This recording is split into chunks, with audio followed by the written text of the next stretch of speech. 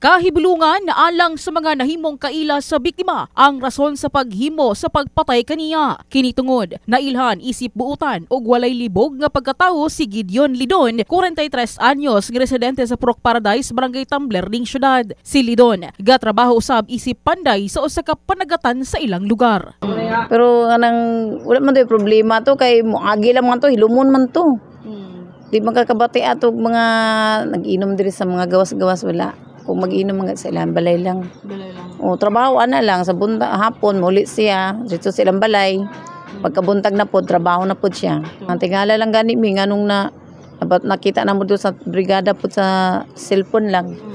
Nagitigbas na siya. Wala may kaila pero ang katong kuan lang sa ano motor niya. Ay, buutan man wala may kuan problema. Dili sa inyong lugar wala man siya kuan. Wala man. Wala problema na sila. Kahinumdumang makonsiderang brutal ang pagpatay sa biktima tungod sa daghang samad sa lawas ug tinigbasan sa ulo ang naangko niini. Sa karon, wala pay pahayag gipagawas ang pamilya ug kasamtangang giatiman ang pagpahiluna sa patayng lawas niini. In the heart of changing lives, kini si MJ Fernandez alang sa 89.5 Brigada News FM Johnson, the Music and News Authority.